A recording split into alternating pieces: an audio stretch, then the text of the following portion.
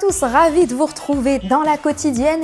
Et un trophée de plus pour le Paris Saint-Germain, tombeur de l'AS Monaco 2-0 en finale de Coupe de France au Stade de France. Ils peuvent remercier Mauro Icardi et Kylian Mbappé qui a été qualifié de meilleur joueur du monde actuellement par Niko Kovac, l'entraîneur monégasque. Du coup, Kiki Bap, après le match, il était en détente. Bonsoir à tous.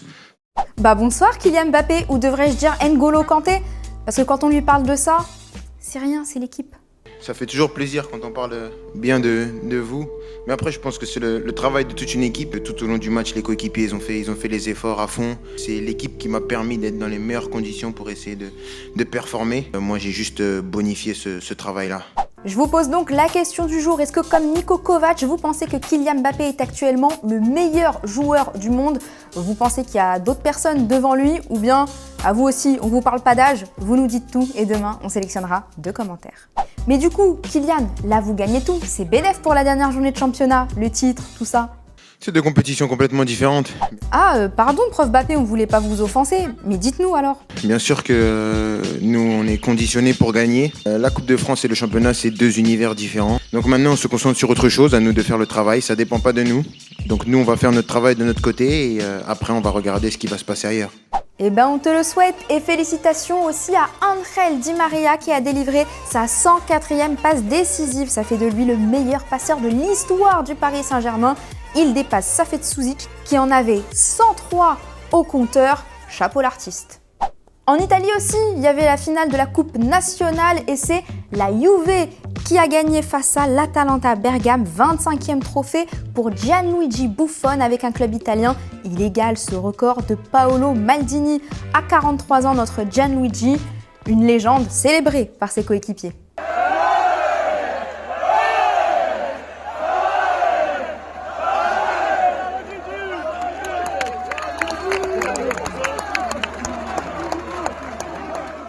Et c'est l'heure de notre football vrai. En Arabie Saoudite, Al Hilal face à Al Ahly. On a vu un doublé de Bafé Gomis, mais c'est ce but qui nous intéresse. Sur corner, c'est envoyé de la tête vers Salem Al-Dawsari. Il récupère contrôle, frappasse de l'espace. Un régal.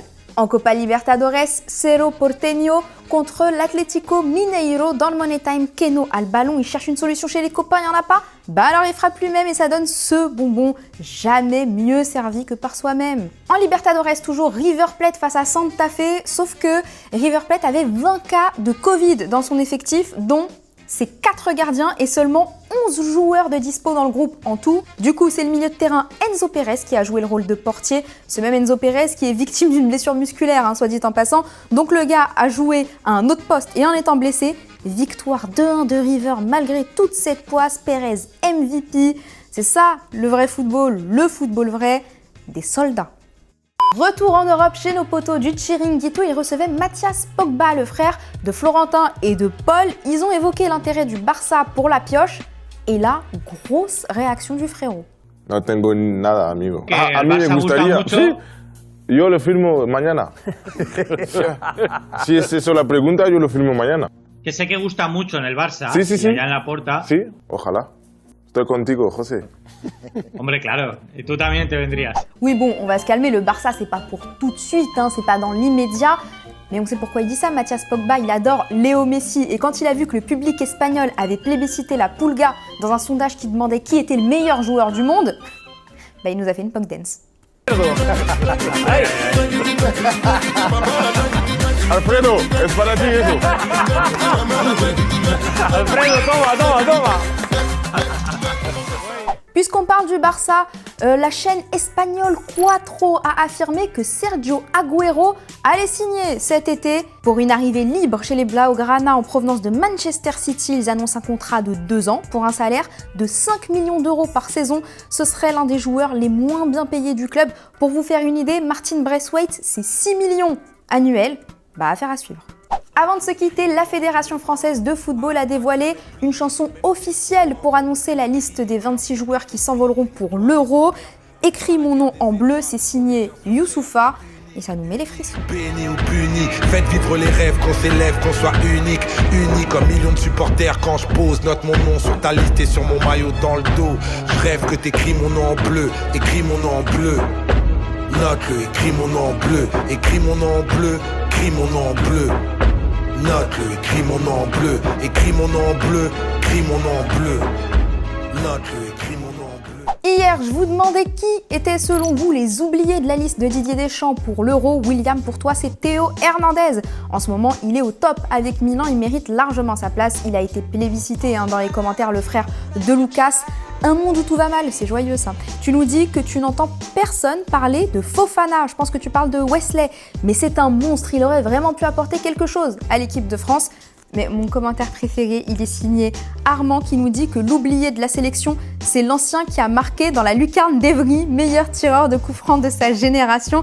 Et d'ailleurs les gars, la vidéo de Clem et Adam, elle est toujours dispo sur notre chaîne YouTube. Vous n'avez plus qu'à aller la regarder, elle est dans les bacs. Ouais, ça bouge pas. Il y a aussi l'invité de chez vous. Aujourd'hui, il va se faire tabasser, vous allez voir. Voilà, c'est déjà la fin de la quotidienne. N'hésitez pas à nous mettre un petit like et à partager cette vidéo si vous avez kiffé. Je vous rappelle que demain, on tire au sort le gagnant du maillot dédicacé de l'ami Marquinhos. Dernières heures pour participer. On se retrouve demain et on se quitte en images et en musique. Ciao.